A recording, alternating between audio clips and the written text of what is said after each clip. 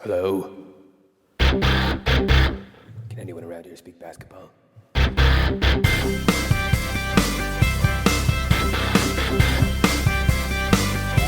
it is. It's the Confederacy of Dunks Basketball Podcast.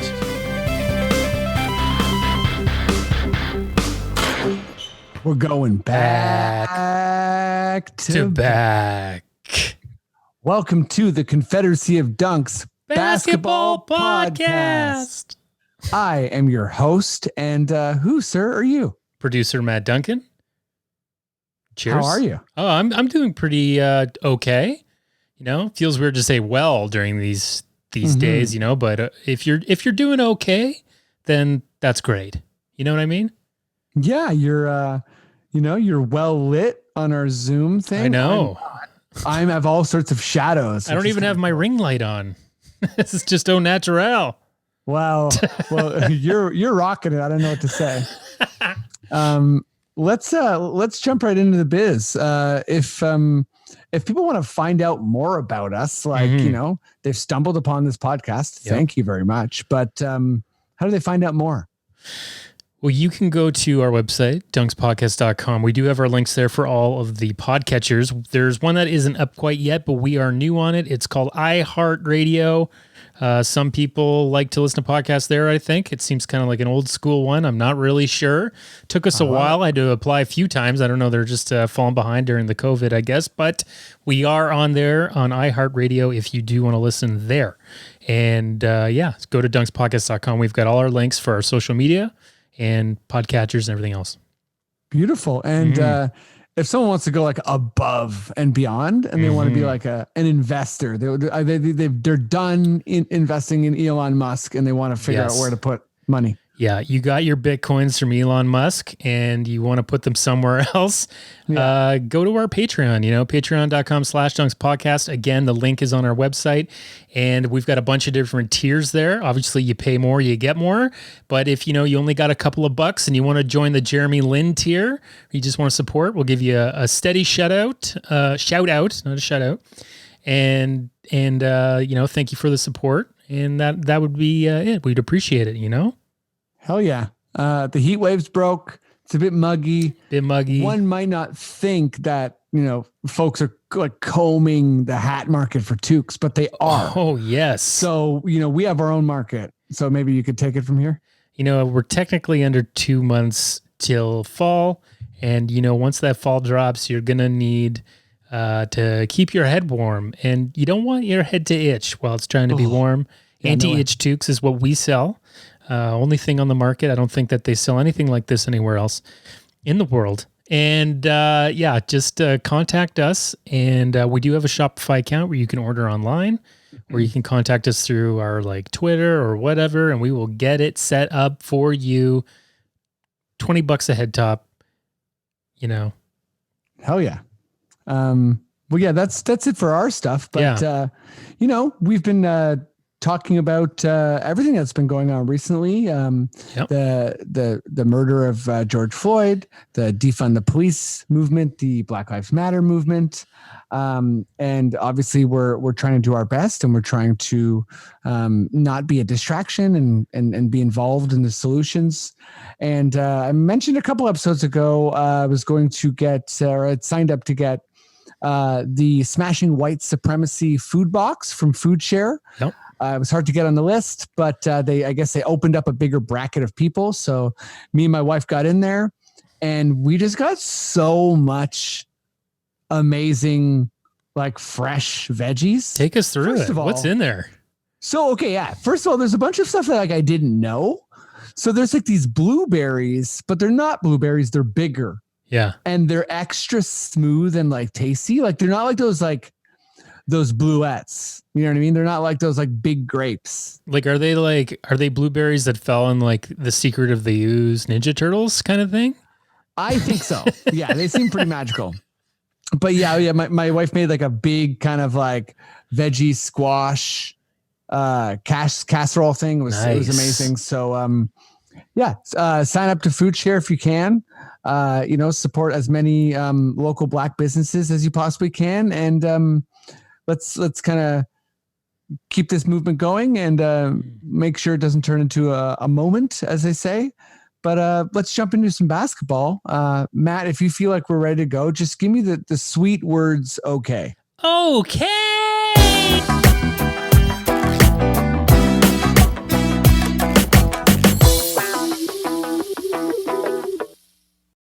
Okay, let's bring on guest number one. He's the number one person in my heart. That includes my entire family and everyone I've ever met. This is my soulmate now. A hardcore basketball fan, one of the best comedy producers in the city and probably the world. Give it up as loud as you can, even if you're by yourself at home, for Dan Galea. This is your track, man. I hope you remember it.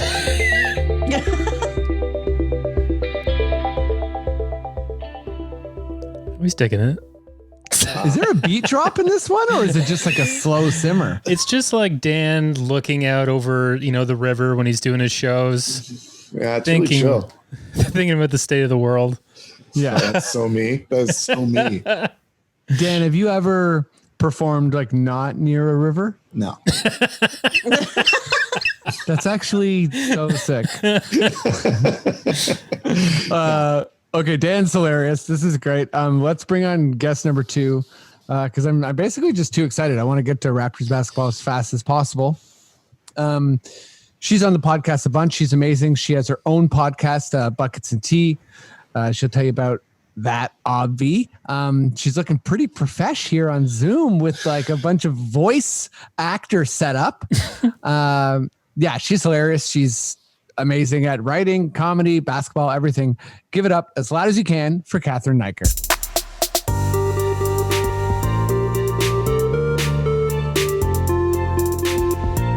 Spooky music episode.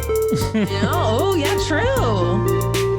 Yeah, it's a real vibe between Dan and I. It's a real vibe. Yeah. I'm looking across at you and you're looking back at me, and those are our music. It's like oh man, no, I was about to make way too deep of a reference. I watched The Great Gatsby recently, and it reminded me of that like green light that he keeps staring at across the bay.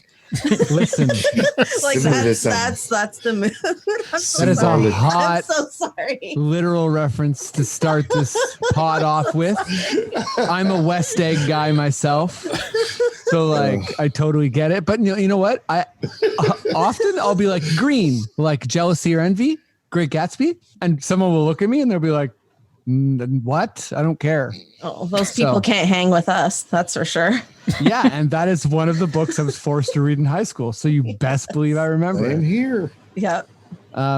Let's talk Raptors. Let's get into it right away.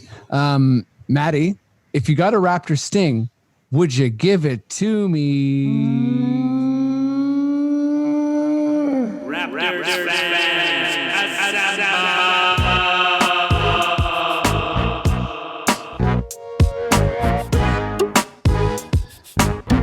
Then I was trying to time it out when I think it's going to end.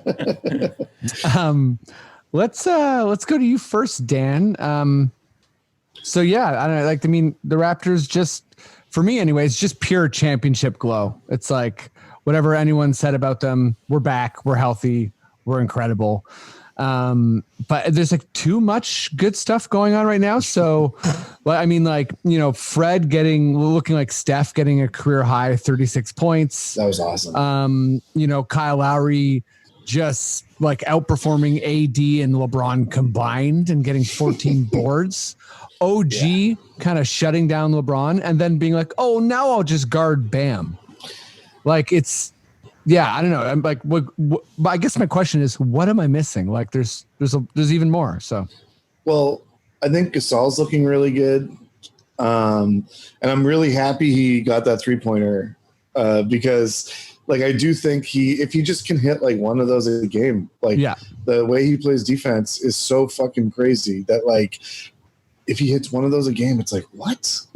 He's doing that too. So like, and he's only going to get better if he keeps hitting those. So it's like, I don't want him to stop trying because he's missed a lot of shots in the past couple games, like almost all of them.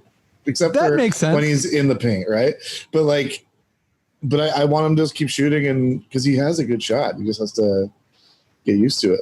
For sure. I think has this weird record for 7-footers, threes made in the course of a playoffs and a finals. So even though he does hit sporadic threes, it's kind of key because it greases the wheel. And I always feel like with Gasol, he just doesn't look at the basket enough. Right. Like if people know you're going to pass and only looking to pass, it ends up being like the opposite of like floor spacing. Right. So I think he has to, even if he just fires up a shot and it's a brick every once in a while, I think he has to creates that. Yeah. Yeah. Just that respect and kind of like stay vigilant. But yeah, and I think Siakam's looking really good too. But I think that and I might be wrong here, but I think he's just a really smart player.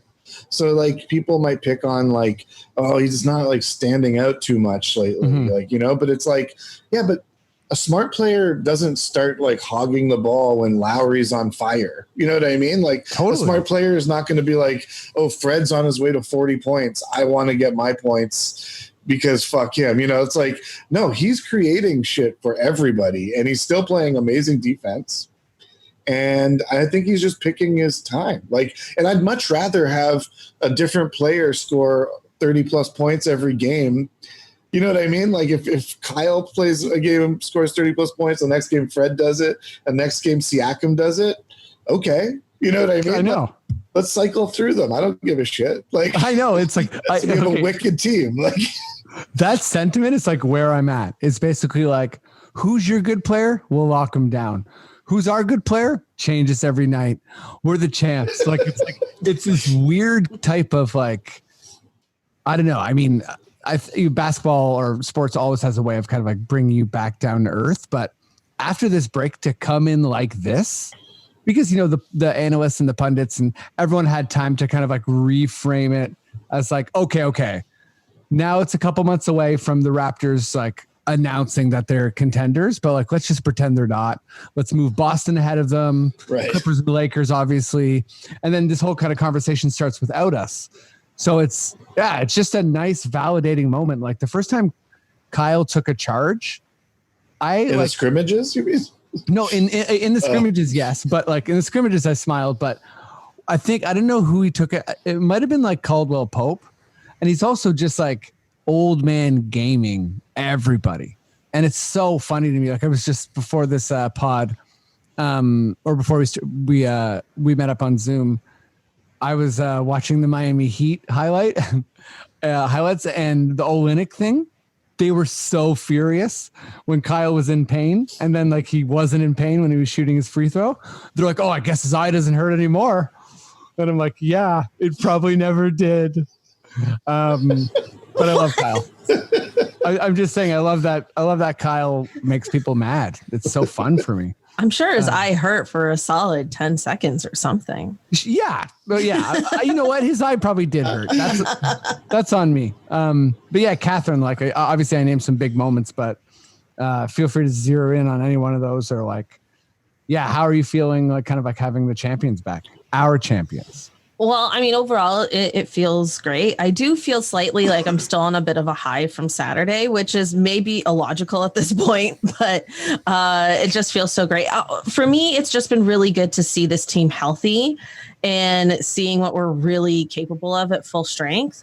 And I've also really enjoyed just the Fred Gasol dynamic, because I remember Fred did this cute little interview back in January or February, and he was when we play pickup, I always pick Gasol, and they have this really cool dynamic together, and I feel it's been great to see that.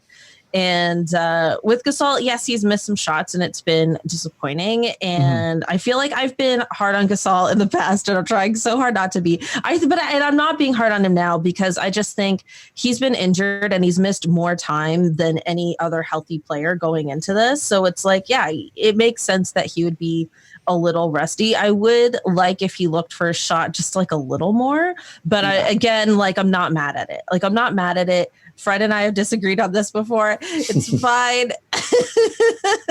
I'm very happy with Gasol overall, and we'll disagree again. No. And we'll disagree again. I think Siakam's been great. I know he hasn't had some like breakout game yet, but he also hasn't had to have one. And like if you look at a stat line, it's like he's got rebounds, he's got blocks, he's got steals, he's doing everything he needs to be doing. So I feel really good about him. I don't know if we're getting like into like the Miami game a bit more because I feel like we really escaped with that game. But I'm still very happy to see the Raptors and generally happy overall. Also, sorry, but that Miami game, Siakam had 4 fouls in the first quarter. Like, it's not like he was able to do much. The refs were kind of messed up that game. Like, and especially that, I know we might get into it later, but like that weird play where like Buddy grabs OG's leg and it's not a flagrant because OG's foot didn't get broken. Like, you know what I mean? It's like, what is that the precedent? Like, so it's now people have to be injured or at least fake it a little bit to get any kind of a call, because that's weird. Like OG just was like, I don't care. Like he didn't give a shit. He didn't even complain at all. He didn't look hurt. He just was like, I'm just gonna barrel through everything. But hearing the refs explain it made the call even more infuriating. Yeah, totally. Because it was like before it was like, oh, I don't understand their logic, and now it's like, well, now I know their logic and I still don't understand it. You're like, this is the logic. Yeah. And also I feel like the camera angle where it shows the ref come over to like the scorekeepers in this particular instance, the ref like screamed down the barrel of the camera, like he didn't get injured. So it's not a flagrant, and then walked away. And it was like, that's not how the rule works. And that's insane. And you're a bit too jacked. But I think one thing, if anything, it reveals more that with that particular ref, you're going to have to do a little more acting because he's basically proven that he's sold on that. Mm-hmm. In comes Lowry. Was his eye actually hurting? You know what I mean? Oh my God. Here we go. I mean, I think his eye actually hurt because you could see him like react initially. Oh, for sure. One of his contacts fell out or something like the first regular season game back, the OG contact timeout was so like, oh my God, can this really guy funny. Just get some solid contact? I know. I mean, sports contacts, that's a legit thing because I mean, I feel like other players wear contacts and they do not have this many issues. I know. I feel like OG opens his eyes too wide or something. He has the driest eyeballs. Yeah, or dry eyes. Just dry ice eyeballs. Yeah, he's like he hangs around like a dry at my eyes. Okay, well, I feel like my next question, you guys kind of destroyed with your logic. Oh, sorry. No, because it was one of those like setup questions. So it was basically, and I'll stick with you, Cathryn, kind of like what's of greater concern? Siakam being tentative or kind of like the like lower half of our bench rotation, not really looking like excellent like they were. And I feel like you both kind of spoke to how I feel about Siakam, where it's less about him being tentative and more about him reading the game. And he's still wicked on D and the 4 fouls. So maybe the Siakam thing is kind of a non-story. So let's just focus on the bench. I'm not worried about Siakam. Certainly not yet. I mean, I think his 2 games were pretty solid. I mean, also too, you have to realize like Kyle went for, 33? And then Fred, the next game, went for 36. Yeah. So it's just like Siakam hasn't just needed to have this like crazy high scoring game, but I'm sure he will have a breakout game at some point. And he did make some big that play on AD.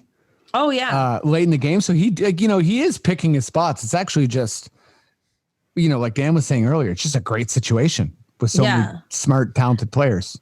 I mean, is he being tentative or is he just reading the room? I think he's reading the room.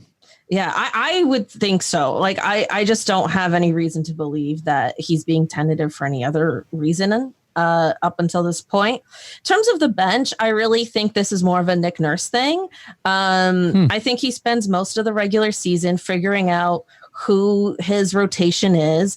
And then once that's set, they're good to go. And I feel like even though we have these 8 regular season games, he's pretty much figured that out at this point. Yeah, I think that's exactly it. Sorry, go on. No. And so I think he just doesn't feel as much of a need to get those guys going or see what they have. I feel like he's confident in the 8 rotation that we have. And then any changes from there would just be based off of matchups or hopefully not injuries.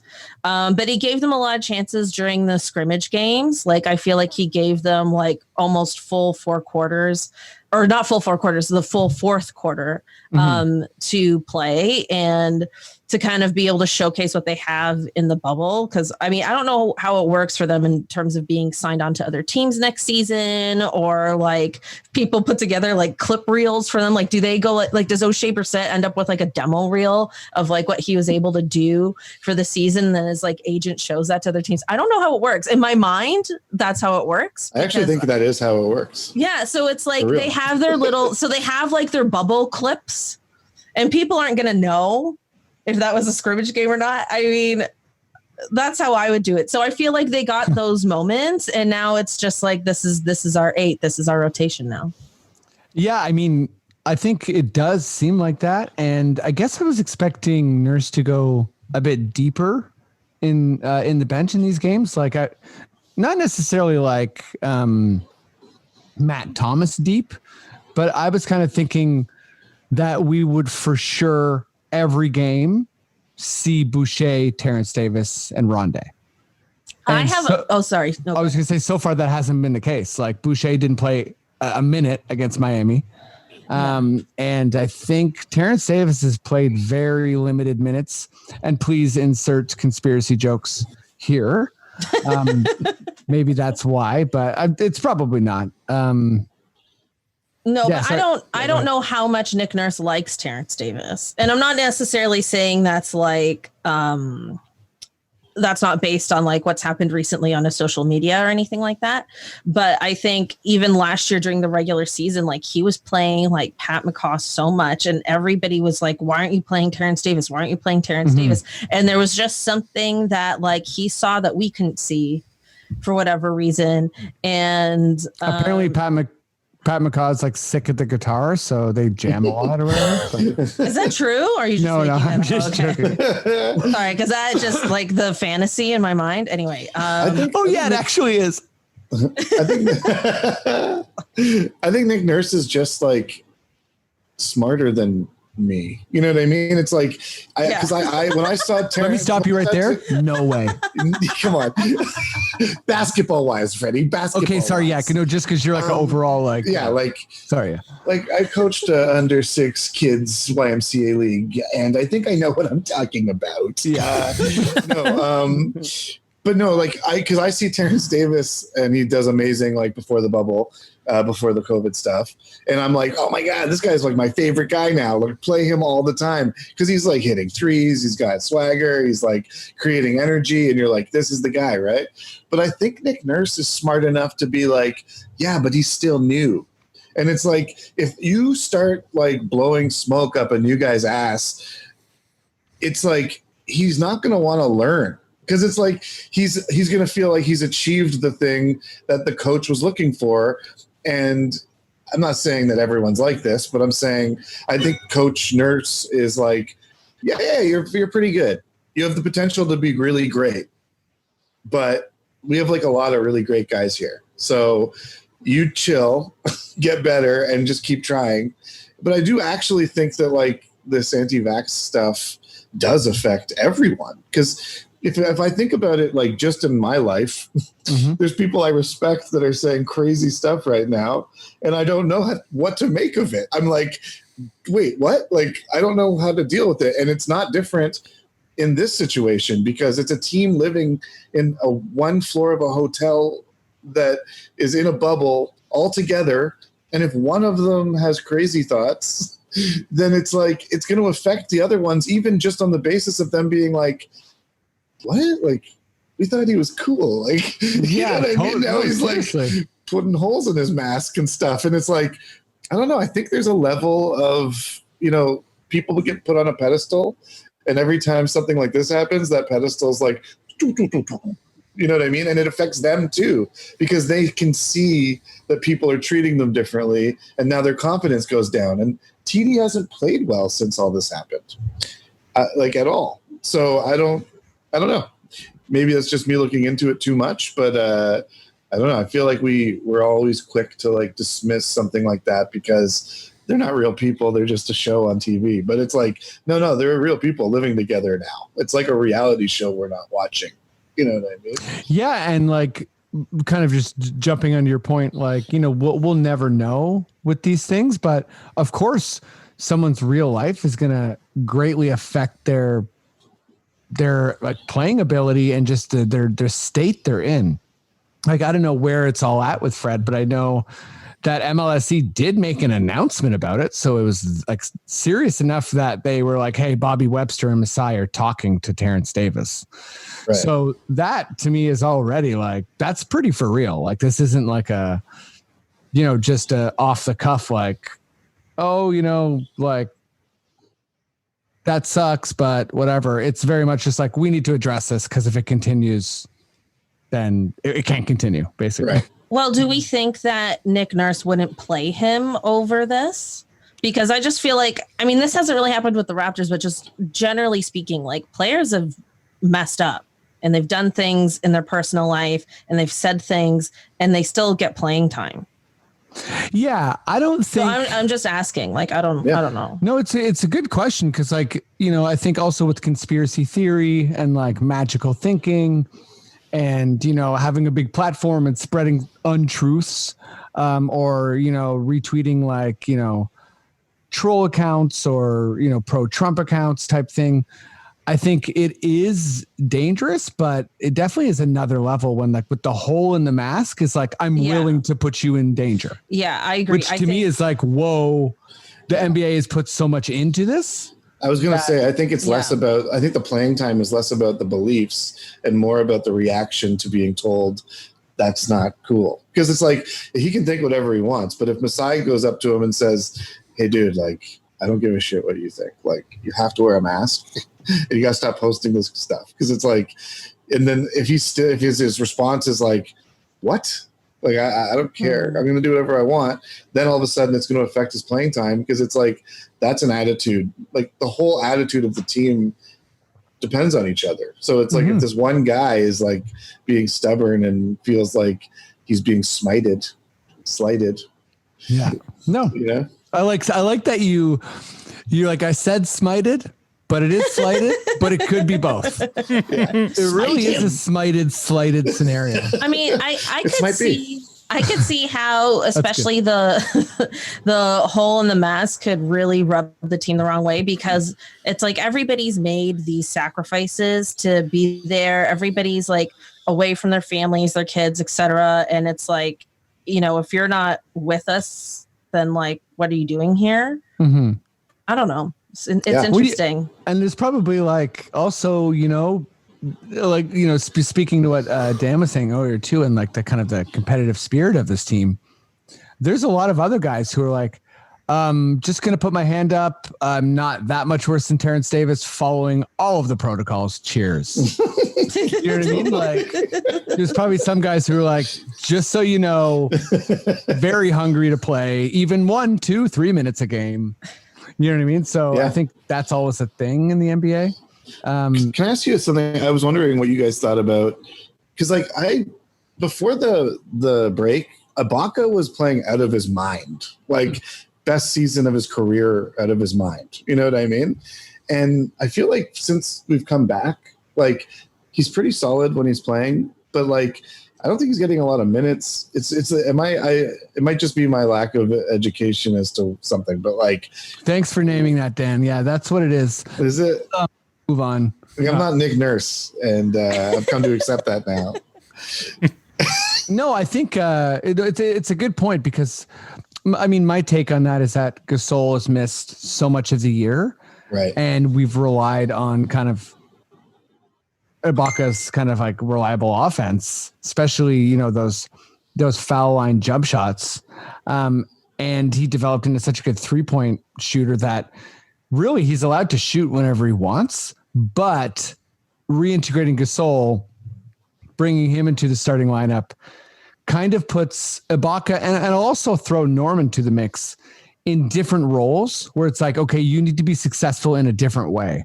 And I think for Ibaka, he's more used to it than Norm, where he's like, okay, that just means I'm going to focus more on defense, like last year in the playoffs.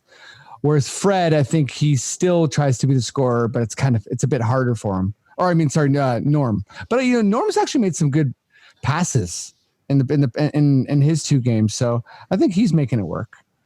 Serge had really great games in the scrimmages. Like, yes. I don't remember the stats, but he had huge games, and I think now they're just trying to like get Gasol more. Yeah, I think that was my impression, but I mean, I don't know for sure. That was the impression that I got. If he's allowed like 15, 20 shots a game, I think Serge is like, he kind of like brings, it's more of a Serge game. It's less of a role player, but he's still a good role player, which is right. It could just be matchups too, right? Like, I don't know how well Serge lines up against Miami and the Lakers. Maybe. I thought maybe he would actually, there's a part of me that thought he might start against Miami. But let's kind of move to the playoffs. Dan, I'll go to you first here. When you look at the standings, after some teams have played 3 games, some teams have played 2, kind of thinking about it from the Raptors perspective. Yeah. Like what's, the playoffs are right around the corner. I think we'll get one more pod in before the playoffs start. So it's going to happen fast. Right. Like what are you thinking of in terms of the Raptors in the playoffs, knowing it's going to start in 6 games? I think we're in a good position. We have a really hard schedule. So I like that. I mean, I think that it's dangerous, like injury wise, especially since people have been off for so long. That's a very good point. So that's what I'm a little worried about, especially with the bench situation, because it's like those guys need to step up a little bit just in case. Because like Kyle literally just puts his body in front of everything. I know. Like he's, as much as I want to imagine that he's like invincible because he seems that way, it's just not the case. And you just don't know when a 7-footer is going to land on his face. You know what I mean? So it's like, like I'm worried about that a little bit, but I mean, we are just kind of a gritty team. So I think that's good. I like the competition. When we get to the playoffs, we're going to be like ready to go. You know what I mean? And it looks like, I kind of looks like we might play Orlando or the Nets if Orlando falls. I know that was a pretty shit injury to Isaacs the other day. So, oh God, that's horrible.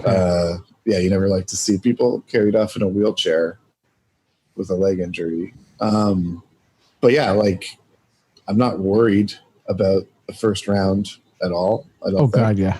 You know what I mean? Like, and it's like I keep hearing this and I kind of agree, but it's like it's hard to envision a team beating us 4 times, like in a series, like between our crazy defense and our coach of the year. I don't care what the NBA, whatever the hell crap said, but like it just seems like there's a lot to deal with us. I think any team will be afraid of us. I don't think that, we're going to be an easy game. I think we were talking earlier, but I agree with you. I think we're going to sweep someone this year. So I hope so. That is. I hope our franchise gets its first sweep.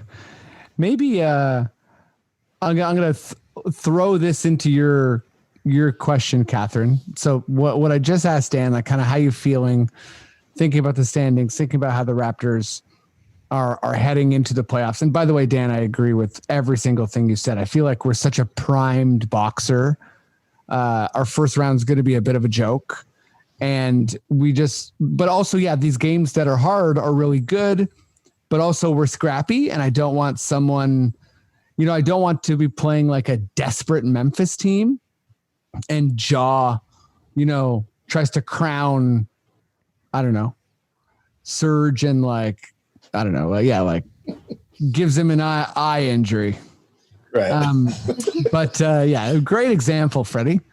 But Cathryn, I'm going to throw the Nick Nurse equation into the question for you, because shame on me for not bringing up the fact that he was smited for the for the coach of the year, Billy Donovan. And I mean, it's not the final awards yet. It's just the coach's picks. But Billy Donovan and Bud were tied for first, and Nurse was not in the mix. So let me rephrase the question this way. How are you feeling heading into the playoffs, kind of starting to see the landscape, knowing we also have a scorned Nick Nurse on our side?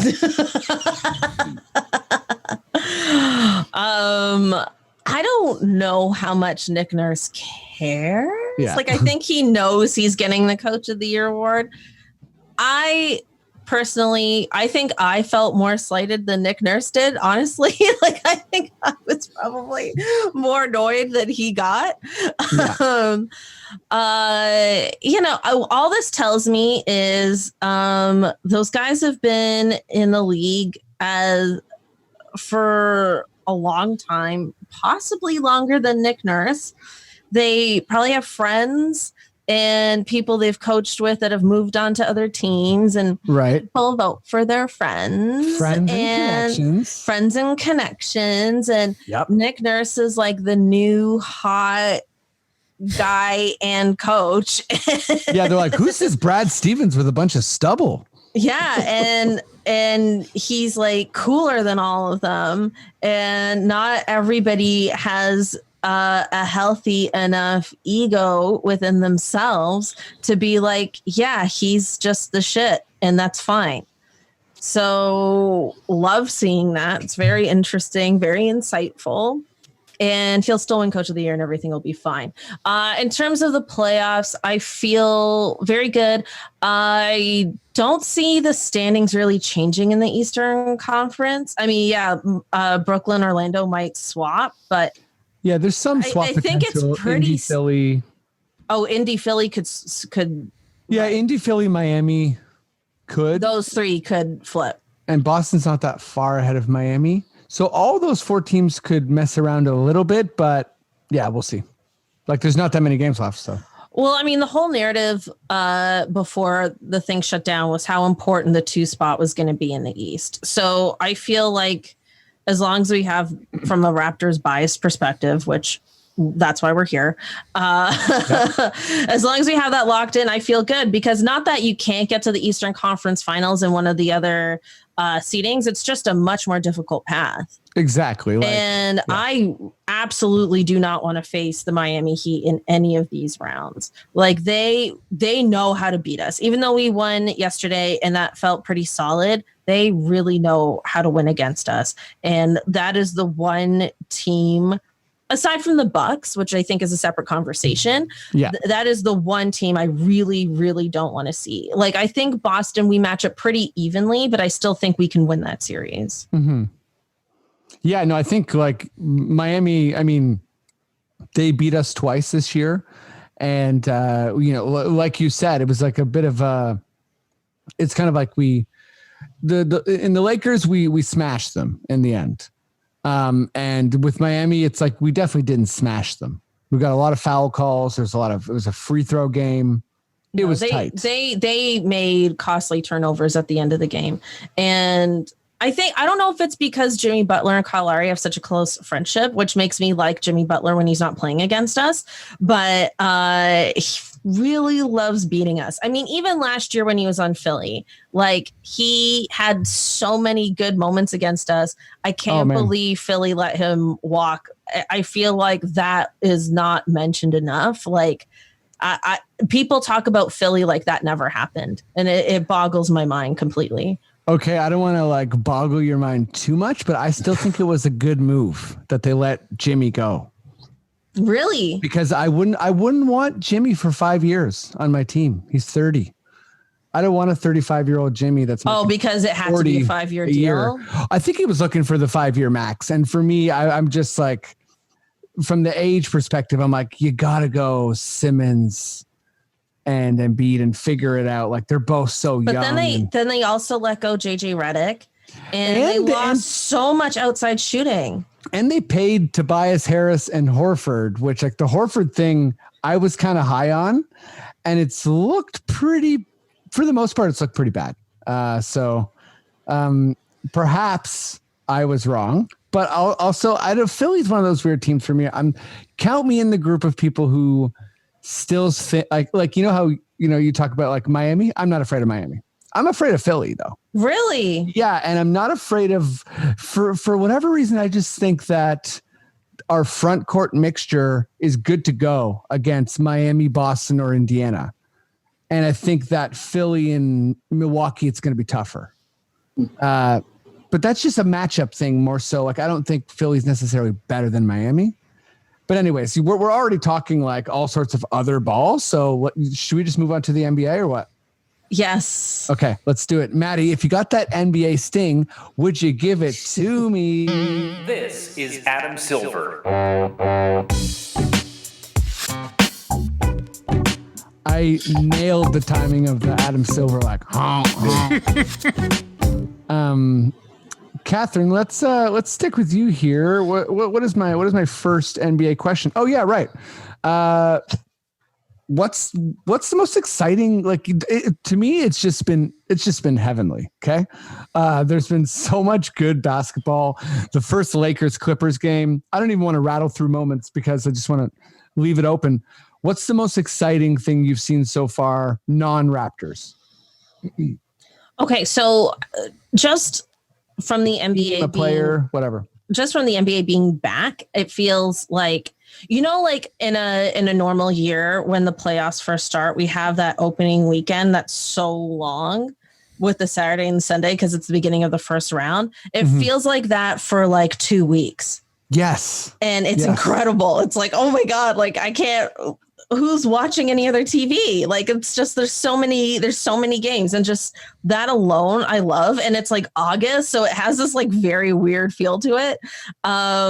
The thing I love, and I'm sorry, this kind of brings me a little bit back to talking about the Raptors again, but I watched that Rockets Bucks game.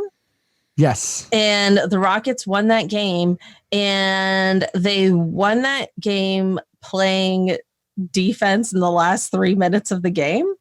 And they are obviously like not a very good defensive team. And I feel like for the first time this year, I feel like we can really beat the Bucks. Ooh, that's a good feeling. Because like they just, when it really came down to it, didn't have the offensive weapons you would want a team to have when the game's close. Like Chris Middleton missed 2 hero 3-point shots in the final minute. Like he had 2 tries on 2 different possessions to get it and missed both.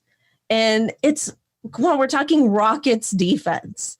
Yeah. You know what I mean? Like, and like I wasn't feeling confident before because we hadn't beaten Milwaukee in the regular season.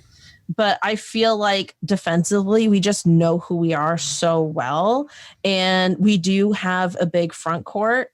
And so I feel like their size, we can't fully match their size, but we can match their size a bit. I don't know. It gave me a level of confidence I hadn't felt before. And that made me, between that and the Lakers game, I felt pretty good. Yeah, I know it's a perfect answer to the question, because a you proved you're a real Raptor fan. Like anytime if I ask someone this happened a couple podcasts ago, I asked someone how they felt about Chris Bosh, and they ended up telling me how much they hate Bargnani. And then I was stop right there. You're a real Raptor fan. Like if everything wiggles back to you hating Bargnani, or every NBA thing wiggles back to like the Raptors prospects, you're in a good place. Yeah. Yeah. And also like a great answer to the part about the Bucks and the Rockets. I think when Golden State was ruling the day, everyone was looking for these little glimpses of like, is this team beatable? And I think the Bucks are fantastic, but they're not that, right? Right. So they're showing more and more glimpses of like them being beatable. So yeah, the Rockets played their style. And by the way, that was my favorite. That was my most exciting moment so far too, because I just loved, I was talking about this with Miguel and Elisa, my brother and sister-in-law. And they both do the pod as well. Just like how it was cool to see Bud and D'Antoni, these like mastermind rigid coaches be like, no, my system's better than yours. Right. And that be like the emphasis of the game. I thought that was so cool. And yeah, it's exciting times. Dan, do you have an exciting or a most exciting moment? Yep. No, I do. Oh my God. I was like, oh my God, am I getting like Ashton Kutcher? Am I getting punked right here in my own show? No, I've really enjoyed the Portland Celtics game the other day. I know it was like, yes, that was a good game.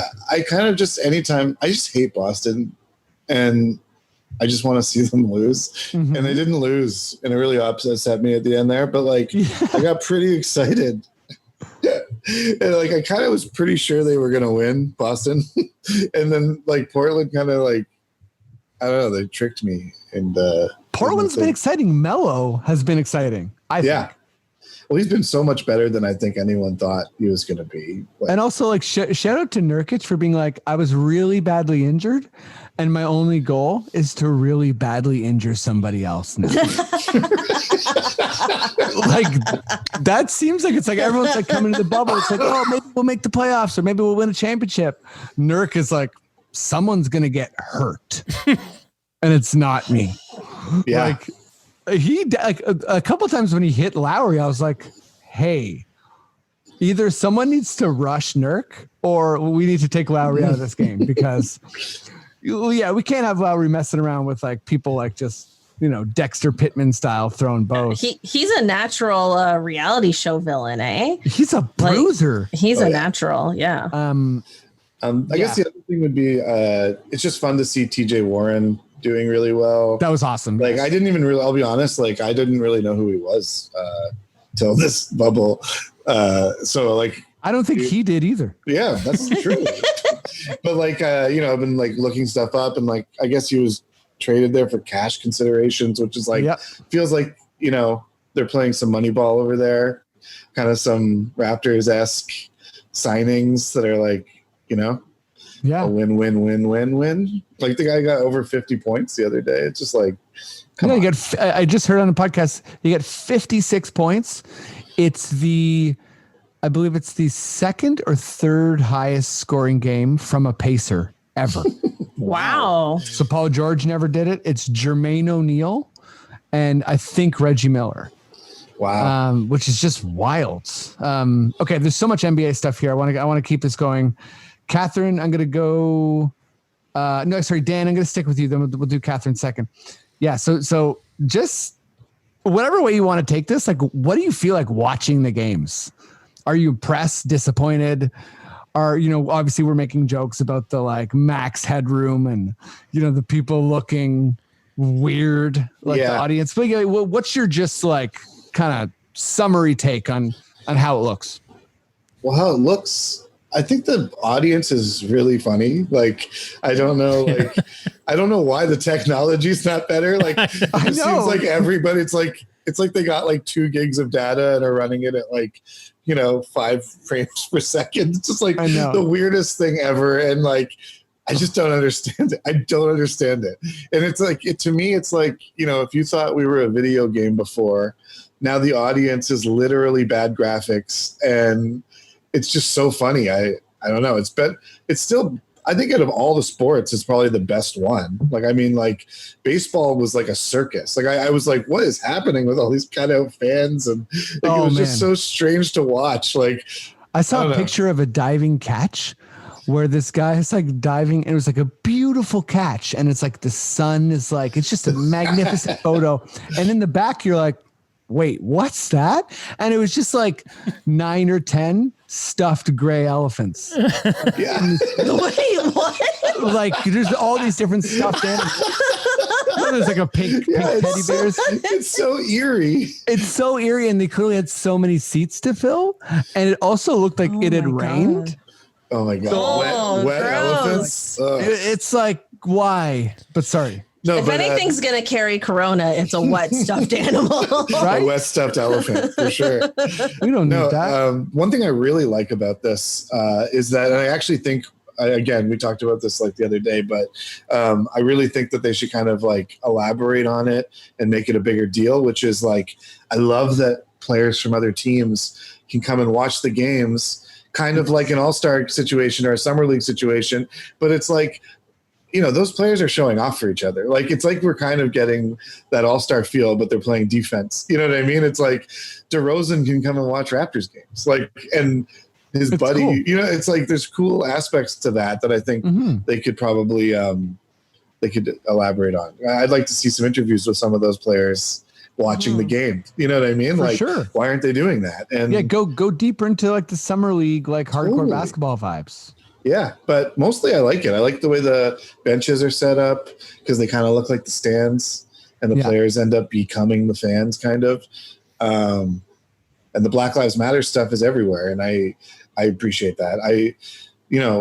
Going in, I didn't really want this to happen. Like, I wanted it to happen for my mental health and for basketball because I love it. But I was like, I don't know, man. Like, maybe just let's chill out for a bit till this is all over. But now that it's been forced upon us in the best way, I guess, it's like it's so good for me. You're like, fine, dunk on my heart. I love that. Really, it's weird. It's like it's 3 hours or 2 hours that I'm not thinking about crazy stuff. I'm just watching a game. Oh, and yeah. For me, it's like 12 hours. And it's constantly pushing the Black Lives Matter and all that stuff. So I'm like very happy to be watching that and like that's getting out there. So it's like, yeah, I'm liking it so far, and I don't really hold anything against them. I mean, like the board is insane. Like the board is insane. The fans, but yeah.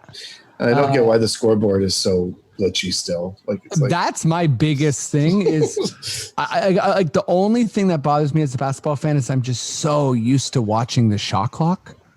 So half the games are like, why would they change that? I think they fixed it already because there must have been enough maniacs like me who are like, I don't care that there's no fans, but I need the shot clock. Or Cathryn, what's your take on like I mean, everything Dan was talking about, the vibes, I guess the overall aesthetic. The virtual fans, like, I've been really back and forth on it because, like, at first I really didn't like it. Yeah. Because I was just like, look, we all know what the deal is. We all know they're in a bubble. We don't have to pretend people are there when they're really not there. Like, I don't know why we're doing that, but I think as it's evolved, it's become more like tongue in cheek. And that's the thing that I like about it. Like, it's become more funny now than it is like we're just pretending people are there when they're not really there. So at least there's like some humor behiund it, which like I not like. Taking itself too seriously. Yeah, it doesn't take itself too seriously. And that's what I like about it. My only gripe, if you will, I don't use that word very often, so I paused. Gripe. Please. Anyway. Gripe away. Is I don't like that. So like the virtual fans seem to be like players, family, friends, some former players, and I think it's like season ticket holders, which is like cool and all, but I kind of wish there was like a bit of like a lottery to have just like regular fans be a part of it as well. Like, I don't like that it almost feels somewhat elitist to me to be a virtual fan. And I wish like, please like have like all those people there, but it's like, weirdly enough, there's still empty seats for some reason. Whenever they cut the empty seats thing, come on. It's so like, why can't we have like Oscar like seat fillers? You know what I mean? Why are there empty seats in the virtual fans? Like, I just feel like there's room to like open that up to the public, and I think that would be really fun and more like engaging. I think every team does that different, right? Like, I know like one place is sponsored by Michelob cigarettes, and you get a seat by going to the Michelob cigarettes website and signing up there, and then another place is season tickets holders, and another like Toronto has no options that I could find. Oh, I didn't. So I think they're all just like different for everyone. I wonder if it's like an American Canadian thing where it's kind of like there's some internet issues like in that regard, like privacy. Okay, let's. I don't know. Sorry. Wait, I just wanted to mention one other thing. The other thing that I really like about the look is because there's no like courtside fans, we get that courtside camera angle and we can actually see what that view is like. And I love that camera angle. Like, I think some people didn't like the new camera angles because they felt it was a bit jarring. I love the new camera angles. I think it's really cool. Yeah, I love the side one too. And it's wicked for replays. I want them to just keep a good toggling pace. Me too. Because sometimes when they're scrolling and it's like, okay, great. Let's say Lowry's setting up the pick and roll, but it's like, I can't make out who's in the far wing. Right. Yeah, maybe it's a better replay angle. Yeah. Well, I don't even mind it if it's kind of. I just wish you could don't almost keep it there for too long. Like it's like when they keep it there on the side view, and you're like you're trying to look through. It's like there's a crowd of people and you're looking through them. But it's like if they do that and then they toggle back to the other view, it makes more sense of the perspective. But then if they keep it on that side view, you're just almost like in a crowd. You're like looking through it. It's weird. There's also that camera that all these players seem to notice. Like it's like from the above, and you just every once in a while you see a player like look directly into the lens, and you're like, "Is there a drone like flying?" Like it's probably just like a big like drone spaceship that says "How." Hello. Oh man, Kyle's wave was amazing. Okay, let's. This last question is important. So, if you don't have an exact example, that's okay. I don't want to put either of you guys on the spot, but Dan, you mentioned it. I'm really enjoying it. Like there's so much kind of Black Lives Matter content. Obviously there's, me and Matt have talked about this before, but, kind of monitoring the corporatization of the movement. So there's elements of that for sure, but also there's a lot of kind of like genuine, Rick Carlisle was interviewed, and like it's like people are expected to have an educated response about this, and I really like what that's bringing out in everybody. But it doesn't have to be a specific player moment or whatever. But Cathryn, I'm going to go to you first. Is there something in regards to Black Lives Matter or kind of like a pro-Black statement or symbol or action that you've seen so far that stands out to you as impactful? Well, I think all of it collectively is impactful. I wouldn't. I like that the coaches have their own thing as well. I think they've done a really good job establishing that they're not going to be a distraction and that they will do everything they can to continue the conversation. And I also think like going forward, like it could just say Black Lives Matter on the court, like seasons after this. I don't think it should even be just a bubble thing. Like I think that should just be the new standard going forward. I actually love the education reform. Me too. On the jerseys. I feel like people have been giving that like a weird like side eye, and I don't understand why. I think education reform is one of the better, we're not ranking them, but you know what I mean? Like, I think it's more impactful than just saying like peace or, you know what I mean? Like on your jersey. Like, I just think education reform is so important, and I actually think it makes people think, and it's one of the few that are like directly actionable, if that makes sense. Like it's a very specific demand within the larger, conversation. And I love education reform. Nobody should be criticizing education reform. That's it. No, that's perfect. Dan, is there any kind of like one thing for you, or is it like the overall feeling like you were already saying? And like, I think that is the gist of it. It's like this. Yeah. I just wrote the league seems to be doing a good job keeping everything in the forefront with those like wicked edited videos off the top, and like all the like players that are also socially, out there in the streets. And then also, I also kind of appreciate, and I don't usually think this is a thing that happens, but the media has actually been doing a good job of keeping their questions, at least at some point, like they always ask about it. And I think they've like responded to the players in such a positive way, because the players were like, like, don't forget to talk about this. So like the media was like, okay, we're not going to forget to talk about this. So then it's cool. That was really cool to see that they responded that way, because that's just more growth that I don't think was given, and then as like a specific moment, I think like two people in 1 week said the same thing. Lowry was one of them, but just the whole kneeling for 4 minutes during the national anthem. Yeah, that was mine. Giving them perspective and making a dent in the actual board is pretty crazy. So I think it was Doc Rivers. And Kyle Lowry. Yeah. So I think that's really, good for him for bringing that up afterwards. But that's also the media asking him about it. So that's right. Yeah. It's all working together nicely, and it's nice to see people. Yeah. Very well articulated, Dan. And I think like that kind of speaks to the systemic nature where it's like, yeah, so you're going to need multiple levels of people here, coordinating and communicating and also jumping on Cathryn's point too, being aware that you're a potential distraction and saying, hey, we love basketball. This is amazing. You love basketball. That's awesome. You can continue doing that. But also, if you were one of the people that, wanted to use basketball to ignore this, that's over. Yeah. So however you want to deal with that, do you want to not be a fan anymore?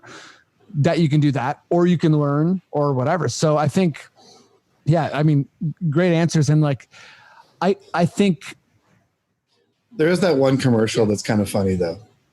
Which one? Where it's like, I forget the exact wording, but it's like, some would argue we don't even need basketball right now. And then it like has all these like edits and it's like, oh yeah, because maybe basketball's a distraction. And then it's like, but maybe we need a little distraction. Yeah. I'm like, wait. It's like, do you gotta bring in the Liam Neeson voice to everything? It's like, I know. It's so funny when something's serious and it's like, I guess you're feeling pretty bleak during the pandemic. Oh yeah, actually. Okay, you know what? That's funny. Let's wrap this up with some quickish questions. Cathryn, Dan, does that sound fun to you? Sounds good. Maddie, if you're ready, would you please give me that quickish question sting? Quickish question.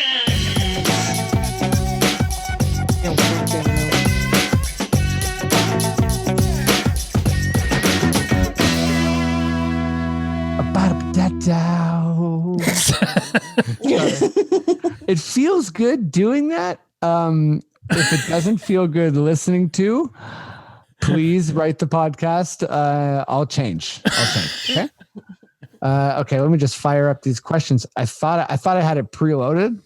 I did not. So that's right. Matt's playing the sting. I deserve it. That's okay. But I'm ready. I'm already there. You're there? So are there rules for this? Oh, there's rules. I was going to say for anyone, listening to the podcast for the first time, thank you. This is Quickish Questions. I'm going to read some questions as quick as humanly possible. They might not make sense. I might stutter. I might get a comma wrong. It's confusing sometimes, but that doesn't matter because the guests have to answer as quickly as humanly possible. And you'll hear Matt. He tries to stall. Oh, yeah. You can tell he's tabbing away on the computer. It's not okay. So you don't phone a friend. No stalling. You answer as quick as you can. Let's do Cathryn, Dan, Matt. Are we ready to go? Yeah. Okay. Ready. That was a funny sound. Let's do this. Cathryn. Any creative tips on how to safely watch these games with friends? Actually, I watched the Lakers game with some friends at a friend's backyard. We sat, social distance, and he had an outdoor projector. Shout out Leonard Chan. Sweet. Leonard Chan? That was really cool. Yeah, that was a lot of fun. Friends with comedian Leonard Chan. Yeah. And follow him, by the way, if you're listening to this and you don't know him. Dan, other than the Raptors, what team has benefited the most from the break / the bubble environment? I'm going to say probably the Lakers, just because LeBron's older and he didn't have to have a whole season of neglecting his body, and now he's maybe a little fresher, or maybe we'll see what happens. A little father time. That was a weird joke. Matt, what washed NBA player are you most excited to see back, and why is it Joakim Noah? Well, Noah, I'll stick with Noah. Sure. It's always, coming from Knicks land, it's tough. It's crushing. And he was somewhere else before that, though, right? Did he? I think Memphis. Memphis? For like a week. Yeah. Yeah. But he's playing with the big boys here with the Clips, and he's someone that I believe hasn't won a ring before. Yep. So it's always fun to root for those guys because we don't have to do that. Am I right? Yeah, man. That's the perfect answer, folks. You covered all the bases. Okay, Cathryn. The benches have been lively and hilarious. Which Raptor is going to be the MVP of the bubble bench? Oh, I don't know. I mean, I feel like before it was O'Shea and Hernandez. Yeah. But O'Shea keeps wearing the mask the whole game, which, like, kudos. Yeah, but it kind of, I feel like it takes away from I feel like we actually have one of the quieter benches. Have you noticed? Yeah, it's a little bit like a church in there, boys. Yeah, it's a little quiet. I feel like my answer is I want our bench to step up in terms of just being loud and obnoxious and cheering. Okay. Fair enough. Dan. Coaches have ditched the suit and are now wearing the equivalent of Best Buy uniforms. What attire do you think would be a better fit? Just anything? Sure, yeah. I think like mechanics jumpsuits would be pretty cool. Just because it would be like this guy's like, he's working on his team. He's gonna get in there, get nice and greasy. Great answer. Matt. NBA mascots versus Disney mascots halftime show. Whoa. Just an idea. So this isn't even a question. Yeah. Well, the first thing that came into my mind was King Cake Baby. And I want to see him, him and Goofy go at it. Sure, I'm into that. Cathryn, do you think the NBA... the virtual audience? Oh, God. Yeah, they should be the virtual audience. They definitely should. Yeah. Well, worst comes to worst, like do some kind of like Westworld cosplay. That's what we need. Okay. Cathryn, do you think the NBA has some tricks up their sleeve to elevate the actual playoff games and ultimately the NBA Finals? No. No tricks. You hear that? I don't think they have any tricks. I'm sorry. No tricks. We done. Perfect answer. Dan, since he hasn't seen many minutes yet, what fun things should Slim Duck lift with all of his extra muscle? I think you should lift a life-size mannequin of Bargnani. Great. Yeah. Full stop? That's it. Full stop. Matt. Yes. Given the concerns around coronavirus, will Marc Gasol's son, Joel Embiid, and his buddies, the Philadelphia 76ers, still be making their early playoff exit annual fishing trip to Cancun? Or what alternative activities will they be doing whilst the Raptors remain on course to another NBA Finals? Wow. Okay, fishing trip in Cancun. Is that what they do? Jeez. Okay, well, I don't think they're going to go to Cancun when they are out early, but they will be respectful still of the coronavirus restrictions. They're just going to head down to the Everglades in Florida there, and they're going to wrestle some alligators. Ooh, that's fun. Yeah. I like that. And Joel Embiid, he's messing around with some... He's going to Joel Embiid will be the one that puts his head in the alligator's mouth. And he'll be biting down and he'll be like, ow, ha, ha. And he'll be like, oh my God, it's scary. Cathryn, yes. Which NBA on-air personality should replace Ellen? Oh, wow. Kendrick Perkins. Yep. Solid. 100%. Yeah, and he's ready too. Dan, what's your dream in the bubble breakfast? Just kind of like waffles shaped like Mickey's head, and then some eggs shaped like Donald's head, and then maybe some like beans in the shape of like Goofy's head. Sure. And then like some like Pluto themed cutlery, and maybe some tickets up for the on ice events if they have them. Oh yeah, throwing some extra tickets. Sure. Yeah. Throw some tickets. Matt. Yes. What is the name of the single Drake drops once the Raptors win the Larry OB again? Keep in mind, back to back is already a song. Oh boy. A Drake song. I'm not stalling. Here it comes. Started from the bubble, now we hear. That's pretty good. Pretty good. That's I think that's one of the only songs I remember. Checks out. I always say Kiki for the song that's for sure not called Kiki. But okay, let's do a little bit of a lightning round here. This is a fun one. So I'm going to describe it, and then you each get one player. Okay. So it's going to start with Cathryn, but name the specialized weapon for each of these players in a Mario Kart version of basketball. An example, Mario and Luigi have shells. DK has bananas. Wait, does somebody else want to take this one? Because I'm just not familiar enough. Mario Kart? We'll start with Dan. Basically, imagine these players driving around in a little car, and they each get a weapon that the car has. Yeah. Some ridiculous thing that they throw at other people. That's right. Oh, okay. Dan, I'll start with you, though. Kyle Lowry.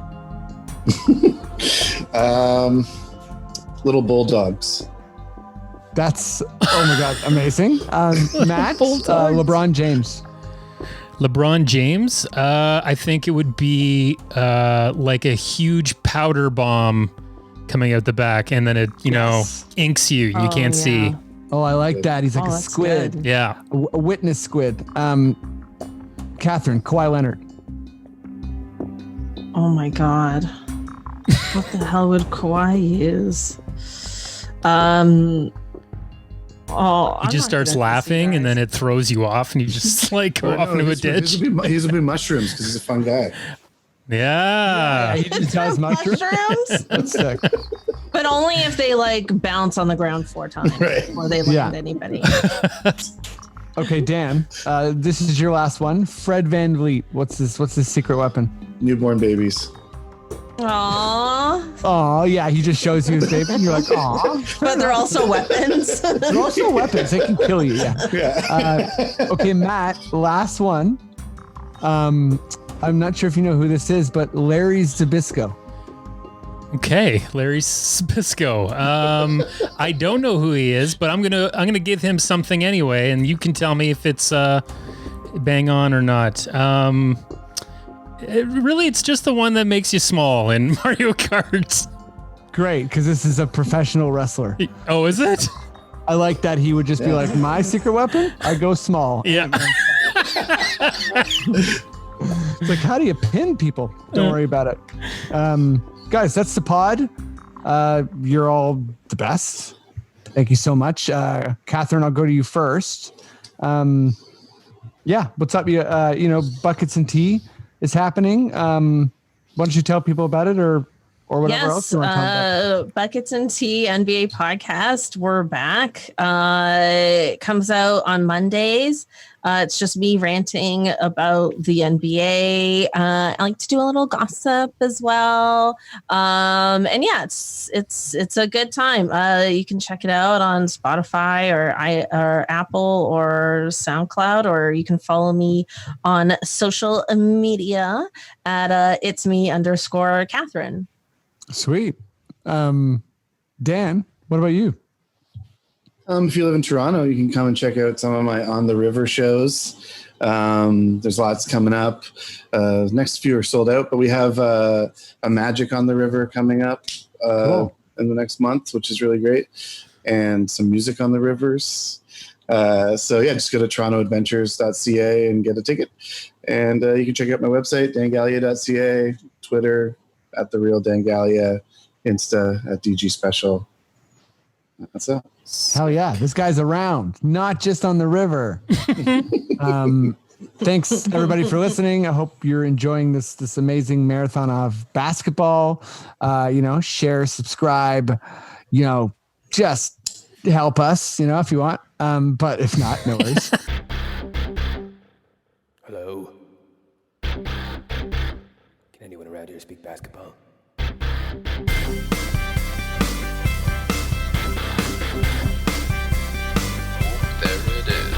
It's the Confederacy of Dunks Basketball Podcast.